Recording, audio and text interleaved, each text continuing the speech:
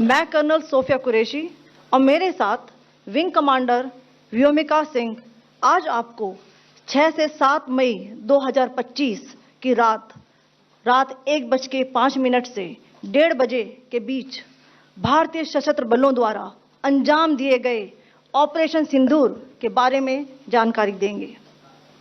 Operation सिंदूर 22 अप्रैल को पहलगाम में हुए विभत्स आतंकवादी हमले के शिकार मासूम नागरिकों व उनके परिवारों को न्याय देने के लिए लॉन्च किया गया था। इस कार्रवाई में 9 टेररिस्ट कैंप्स को टारगेट किया गया और पूरी तरह से इसे बर्बाद किया गया। पाकिस्तान में पिछले 3 दशकों से टेरर इंफ्रास्ट्रक्चर का निर्माण हो रहा है। इसमें recruitment, indoctrination centres, training areas व लॉन्च पैड शामिल थे, जो पाकिस्तान और पाक अधिकृत जम्मू कश्मीर POJK दोनों में फैले हैं। Operation Sindoor was launched by Indian Armed Forces to deliver justice to the victims of Pahalgam terror attack and their families. 9 terrorist camps were targeted and successfully destroyed. Over the last 3 decades, Pakistan has systematically built terror infrastructure. It is a complex web of recruitment and indoctrination centers, training areas for initial and refresher courses, and launch pads for handlers. These camps are located both in Pakistan as well as Pakistan-occupied Jammu and Kashmir areas. Some of the well-known training camps are located, as you can see on the screen.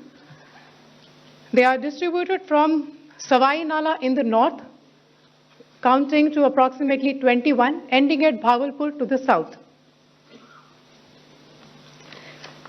इन लक्ष्यों का चयन विश्वसनीय intelligence सूचनाओं के आधार पर हुआ ताकि आतंक गतिविधियों की रीढ़ तोड़ी जा सके, और यह खास ध्यान दिया गया कि निर्दोष नागरिकों और सिविलियन इंस्टॉलेशन को नुकसान न पहुंचे। The selection of these targets for Operation Sindoor was based on credible intelligence inputs and role of these facilities in perpetrating the terror activities. The locations were so selected to avoid damage to civilian infrastructures and loss of any civilian lives.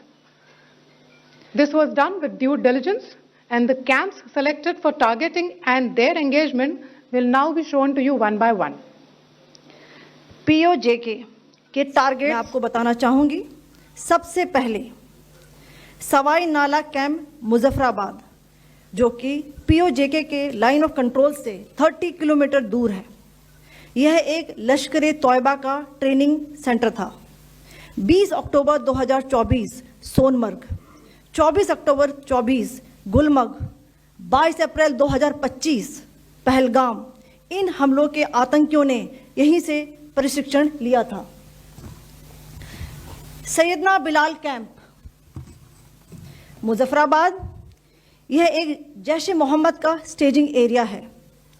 यह हथियार, विस्फोटक और जंगल survival training का केंद्र भी था। Gulpur camp Kotli,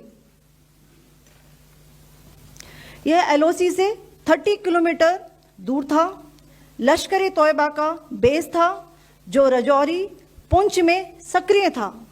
20 अप्रैल 2023 को पुंछ में और 9 जून 2024 को तीर्थ यात्रियों के बस हमले में यहीं से आतंकी को ट्रेन किया गया था।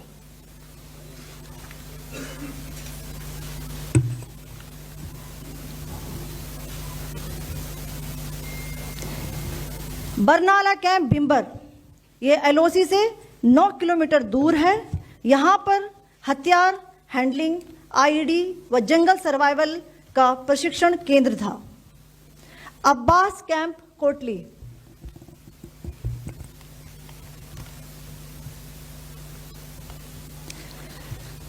यह LOC से 13 किलोमीटर दूर है। लश्कर तौयबा का फिदाइन यहां तैयार होता था। इसकी कैपेसिटी 15 टेररिस्ट को ट्रेन करने की थी।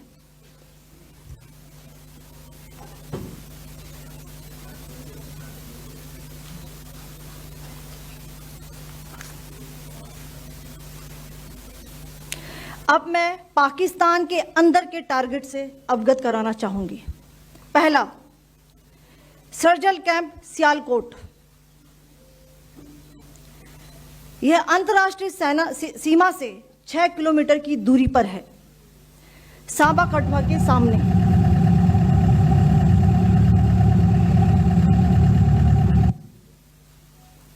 मार्च 2025 में जम्मू एंड कश्मीर पुलिस के 4 जवानों की जो हत्या की गई थी, उन आतंकवादियों को इसी जगह पर ट्रेन किया गया था। दूसरा, महमूना जाया कैंप सियालकोट। यह 18 से 12 किलोमीटर आईबी से दूर था। हिजबुल मुजाहिदीन का बहुत बड़ा कैंप था।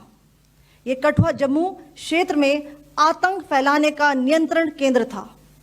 पठानकोट एयरफोर्स बेस पर किया गया हमला भी इसी कैंप से प्लान और डायरेक्ट किया गया था। मरकज ताइबा मुरीद के, यह आईबी से 18 से 25 किलोमीटर दूरी पर है। 2008 के मुंबई हमले के आतंकी भी यहीं से प्रशिक्षित हुए थे। अजमल कसब व डेविड हेडली भी यहां ट्रेन हुए थे।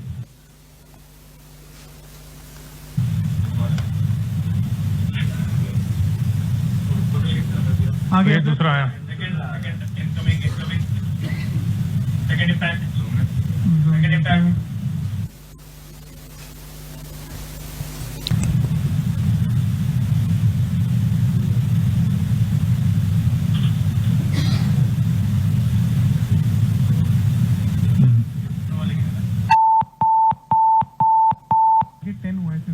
टारगेट 10 हुआ, एंक्लोजर सेम ही है।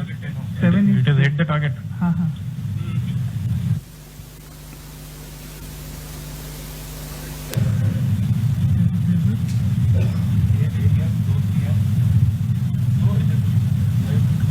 तीसरा आ गया सर इम्पैक्ट।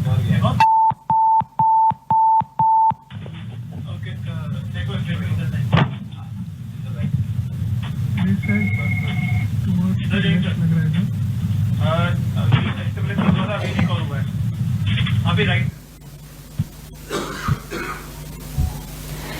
मरकज सुभान अल्लाह भावलपुर, यह इंटरनेशनल बाउंड्री से 100 किलोमीटर दूर है। जैश ए मोहम्मद का मुख्यालय था। यहाँ पर रिक्रूटमेंट, ट्रेनिंग व इंडॉक्ट्रिनेशन का केंद्र भी था। शीर्ष आतंकी अक्सर यहाँ आते थे। मैं आप सबको बताना चाहती हूँ कि किसी भी सैन्य ठिकाने का निशाना नहीं बनाया गया और अभी तक किसी तरह की नागरिक क्षति की रिपोर्ट नहीं है। धन्यवाद। जय Hind. The strike on the terror camps were undertaken through precision capability, as shown to you. A niche technology weapons with careful selection of warheads was ensured so that there will be no collateral damage. The point of impact in each of the target was a specific building or a group of buildings. All the targets were neutralized with clinical efficiency, and the results reiterate the professionalism of the Indian Armed Forces in the planning and execution of their operations. No military establishments were targeted. India has demonstrated considerable restraint in its response. However, it must be said that the Indian Armed Forces are fully prepared to respond to Pakistani misadventures, if any, that will escalate this situation. Jai Hind, and thank you very much.